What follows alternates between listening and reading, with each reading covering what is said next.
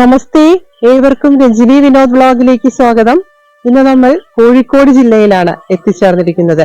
എന്റെ സ്വന്തം ജന്മനാട്ടിൽ കടലുണ്ടിക്കടുത്ത് സ്ഥിതി ചെയ്യുന്ന മണ്ണൂർ ശിവക്ഷേത്രത്തിന്റെ വിശേഷങ്ങളാണ് ഇന്ന് പങ്കുവയ്ക്കുന്നത്. പരശുരാമ പ്രതിഷ്ഠിതമായ 108 ശിവാലയങ്ങളിൽ ഉൾപ്പെടുന്ന അതിപുരാതനമായ ഒരു ക്ഷേത്രമാണിത്.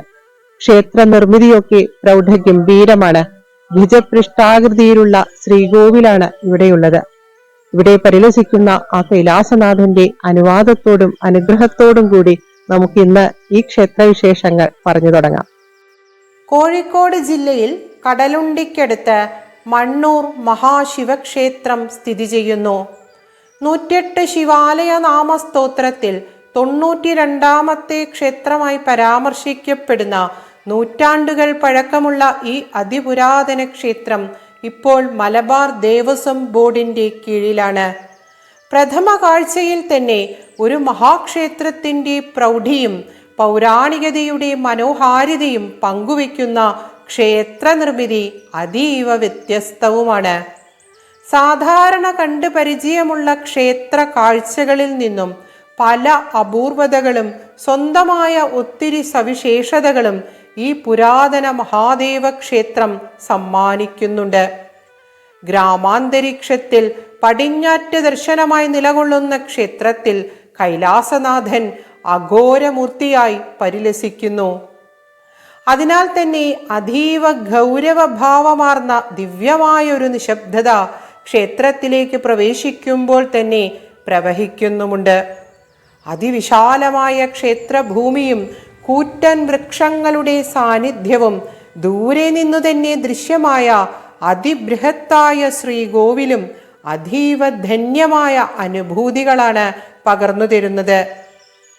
ദക്ഷയാഗത്തിനു ശേഷമുള്ള അതിരുദ്രഭാവമാണ് മണ്ണൂരപ്പന് എന്നും വിശ്വാസങ്ങളുണ്ട്.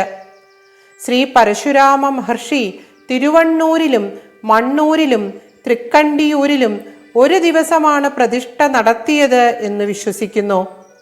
തിരുവണ്ണൂരിൽ രാവിലെ പ്രതിഷ്ഠ നടത്തി തൻ്റെ സഞ്ചാരം തുടർന്ന ജമദഗ്നിപുത്രനായ ഭാർഗവരാമൻ ഉച്ചസമയത്ത് ഇവിടെ എത്തിച്ചേരുന്നു. അപ്പോൾ ഈ ഭൂമിയിൽ ദിവ്യമായ ജ്യോതിസിനെ ദർശിക്കുന്നു. അത് അഘോര ശിവന്റെ തേജസ്സാണ് എന്ന് തിരിച്ചറിഞ്ഞ രേണുകാ തനയൻ ശിവപ്രതിഷ്ഠ നടത്തി എന്നാണ് ഐതിഹ്യം. അതിനാൽ തന്നെ ഉച്ചപൂജയ്ക്ക് ഇവിടെ ഏറെ പ്രാധാന്യവുമുണ്ട്.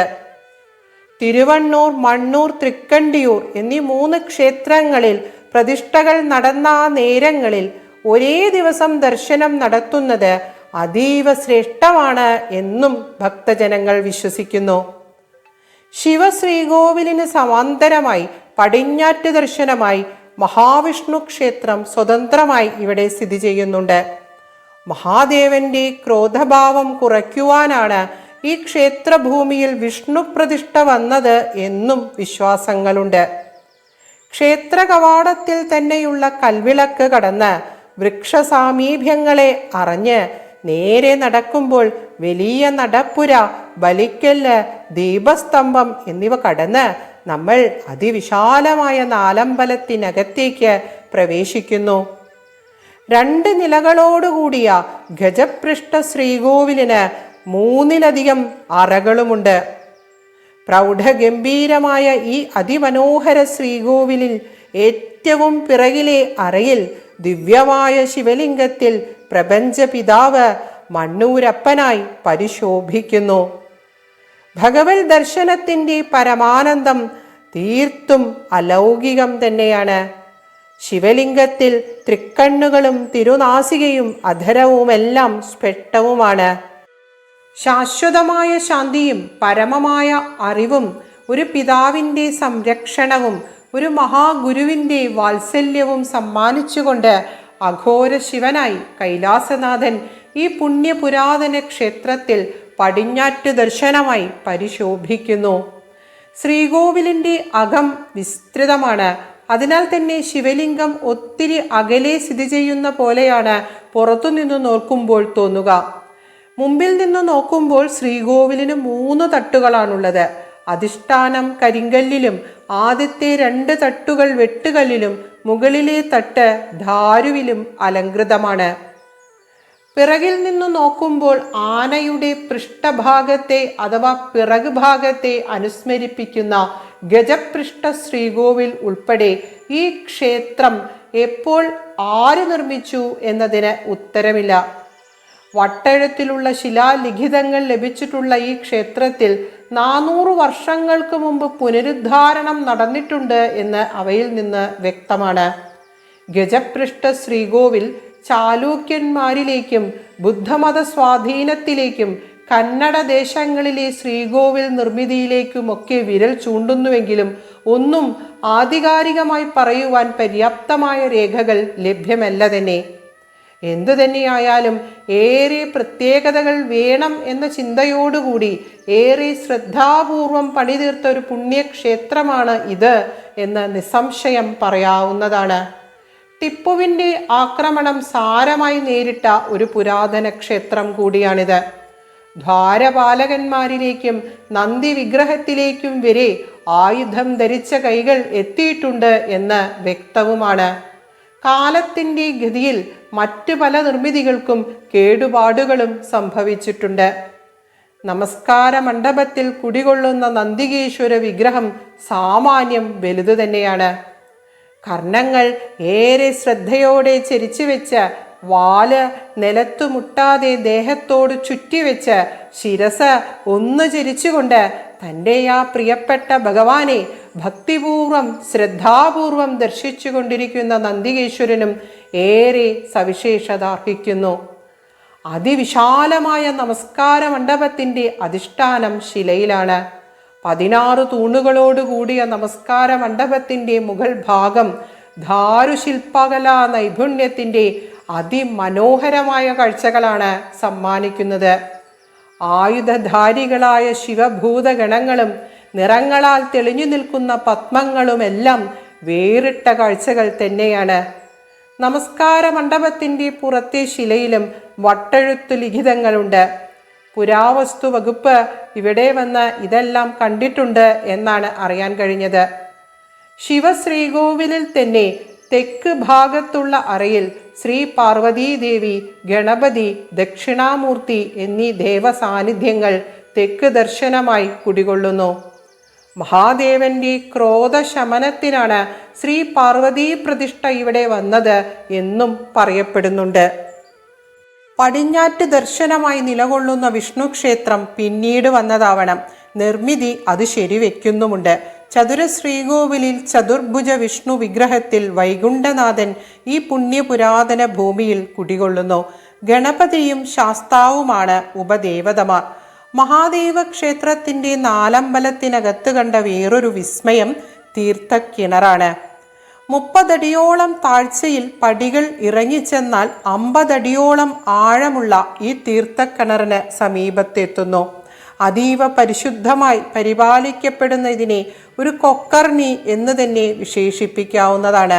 പടികൾ നാലമ്പലത്തിനകത്തും കിണർ നാലമ്പലത്തിന് പുറത്തുമാണ് സ്ഥിതി ചെയ്യുന്നത്.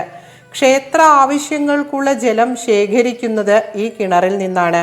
ഈ കിണറിനെയും ശ്രീകോവിലിനെയും ബന്ധിപ്പിക്കുന്നൊരു തുരങ്കം ഉണ്ടായിരുന്നുവെന്നും ശാന്തിക്കാർക്ക് ഈ തുരങ്കത്തിലൂടെ കിണറിലെ ജലം എടുക്കുവാൻ സാധിച്ചിരുന്നുവെന്നും ഇപ്പോൾ ഈ തുരങ്കം അടച്ചിട്ടുണ്ട് എന്നൊക്കെ പറയപ്പെടുന്നു. അഘോരമൂർത്തിയായി മഹാദേവൻ കുടികൊള്ളുന്ന ഈ ക്ഷേത്രത്തിൽ ആനകൾ, വെടിക്കെട്ട് എന്നിവയൊന്നും പാടില്ല എന്നാണ് നിയമം. ഭക്തജനങ്ങൾ കഴിയുന്നതും ഇവിടെ നിശബ്ദത പാലിക്കുന്നുമുണ്ട്. പണ്ടൊരിക്കൽ ഈ ദേശവാസിയല്ലാത്ത ഒരാൾ വെടിക്കെട്ട് ആവാം എന്ന് നിർബന്ധം പറഞ്ഞ് അതിന് ശ്രമിച്ചപ്പോൾ ആ വ്യക്തിയുടെ കിണറിലെ ജലം മുഴുവനായി വറ്റിപ്പോയി എന്നൊക്കെ വാമൊഴികളുമുണ്ട്. പണ്ട് ഇവിടെ നാലമ്പലത്തിൽ കാണുന്ന തറകളിൽ കൂത്ത് നടന്നിരുന്നുവത്രേ.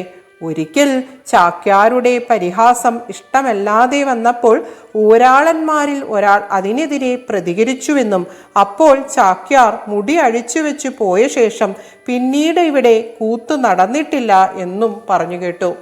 താന്ത്രിക അധികാരം കല്ലൂർ മനയ്ക്കാണ്. ധാരാളം ഭൂസ്വത്തുകൾ ഉണ്ടായിരുന്ന ക്ഷേത്രത്തിൻ്റെ ഉടമസ്ഥാവകാശം മൂസതുമാർക്കായിരുന്നു. ഇപ്പോൾ അവയിൽ ഉൾപ്പെട്ട പെരുമ്പറമ്പ്, മനേഴി എന്ന 2 ഇല്ലങ്ങളാണ് ഊരാളന്മാർ. ക്ഷേത്രത്തിൻ്റെ കുളം അതിബൃഹത്താണ്. ആദ്യകാലത്ത് ഇവിടെ കുളം ഉണ്ടായിരുന്നില്ലത്രേ. പണ്ടത്തെ ശാന്തിക്കാരായിരുന്ന ചെറമംഗലത്ത് നമ്പൂതിരിമാരാണ് ശാന്തിവൃത്തി ചെയ്ത് കിട്ടിയ ധനം കൊണ്ട് ഈ മഹാദേവ ക്ഷേത്രത്തിനായി കുളം നിർമ്മിച്ചത് എന്ന് പറയപ്പെടുന്നു. ഈ ക്ഷേത്രഭൂമിയിൽ സ്ഥലരക്ഷസിനും പ്രതിഷ്ഠയുണ്ട്. ശിവരാത്രി, തിരുവാതിര എന്നിവ പ്രധാന ആണ്ടുവിശേഷങ്ങളാണ്. മൃത്യുഞ്ജയ ഹോമം, ധാര, ഭസ്മമാടൽ, നിറമാല, അർച്ചനകൾ, നിവേദ്യങ്ങൾ എന്നിങ്ങനെ നിരവധി വഴിപാടുകളും ഇവിടെയുണ്ട്. മഹാവിഷ്ണു ക്ഷേത്രത്തിലും വഴിപാടുകൾ ചെയ്യുവാനുള്ള സൗകര്യവുമുണ്ട്. ഒരയ്യപ്പ ക്ഷേത്രവും ഇവിടെയുണ്ട്. റോഡിൻ്റെ എതിർവശത്ത് ശക്തി ചൈതന്യം തുളുമ്പുന്ന ഒരു കരിങ്കാളി ക്ഷേത്രം സ്ഥിതി ചെയ്യുന്നുണ്ട്. ഒരു മനയിൽ മച്ചകത്ത് കുടികൊണ്ടിരുന്ന ഈ ദേവിക്ക് ആ മനയിലെ അന്തർജനങ്ങൾ പൂജ ചെയ്യുന്നത് ഏറെ ഇഷ്ടമാണത്രേ. മണ്ണൂർ ശിവക്ഷേത്ര ഭൂമി അത്യപൂർവ സസ്യങ്ങളാൽ ധന്യമാണ്. 3 ഇതളുകളുള്ള സാധാരണ കൂവളത്തിൽ നിന്നും വ്യത്യസ്തതയുള്ള 9 അതിൽ കൂടുതലോ ഇതളുകളുള്ള മഹാവില്ലുവും ഇവിടെയുണ്ട്. ഈ പുരാതന ക്ഷേത്രഭൂമി അതിമധുരമാർന്ന ഒരു ദിവ്യാനുഭവം തന്നെയാണ്. അതോടൊപ്പം എന്നിലും നിന്നിലും സർവത്തിലും നിറഞ്ഞിരിക്കുന്ന സച്ചിത് ആനന്ദമായ ഏകമായ പരംപൊരുളിൻ്റെ ദിവ്യപ്രകാശം കൂടിയാണ് ഈ പുരാതന മഹാദേവ ക്ഷേത്രം പങ്കുവയ്ക്കുന്നത്. ഭക്തന്മാരും ചരിത്രാന്വേഷകരും ഒരേപോലെ വന്ന് അനുഭവിക്കേണ്ട ഒരു പുണ്യഭൂമി തന്നെയാണിത്. ഇനിയും എന്തൊക്കെയോ കഥകൾ ഈ ക്ഷേത്രഭൂമി സൂക്ഷിച്ചു വെച്ചിട്ടുണ്ട് എന്നത് സത്യമാണ്. ഇവിടെ വെച്ച് അപ്രതീക്ഷിതമായി കണ്ടുമുട്ടുകയും പിന്നീട് എല്ലാ ക്ഷേത്ര വിവരങ്ങളും പറഞ്ഞു തരുകയും ചെയ്ത ഞങ്ങളുടെ ബന്ധു കൂടിയായ പ്രിയപ്പെട്ട വിജയേട്ടനും മറ്റ് ക്ഷേത്ര ഭാരവാഹികൾക്കും പ്രിയപ്പെട്ട നാട്ടുകാർക്കും ഹൃദയം നിറഞ്ഞ നന്ദി രേഖപ്പെടുത്തുന്നു. തീർച്ചയായും ഈ പുരാതന ക്ഷേത്രഭൂമി മഹത്തായ ഒരു നിധി തന്നെയാണ്. ശിവതത്വത്തിൻ്റെ ആ മഹാത്മ്യം തന്നെയാണ് ഈ പുണ്യഭൂമി വിളിച്ചു പറയുന്നത്. ഈ പുണ്യപുരാതന ഭൂമിക്ക് ശതകോടി സാഷ്ടാംഗ നമസ്കാരങ്ങൾ അർപ്പിക്കുന്നു. ഉച്ചരിച്ച ഓരോ അക്ഷരവും അഘോരമൂർത്തിയായി ഈ പുണ്യക്ഷേത്രത്തിൽ വാണരുളുന്ന കൈലാസനാഥൻ്റെ ഏറെ പ്രിയപ്പെട്ട പൊന്നു തൃപ്പാദങ്ങളിൽ അർച്ചനയായി സമർപ്പിക്കുന്നു. ത്രൈവേദ്യം ഹൃദ്യം ത്രിപുരഹരമാദ്യം ത്രിനയനം ജടാഭാരോധാരം ചലതുരഗഹാരം മൃഗധരം മഹാദേവം ദേവം മയി സദയഭാവം പശുപതിം ചിദാലംബം സാംബം ശിവമതിവിഡംബം ഹൃദി ഭജേ. ഏവർക്കും സർവമംഗളങ്ങൾ ആശംസിക്കുന്നു.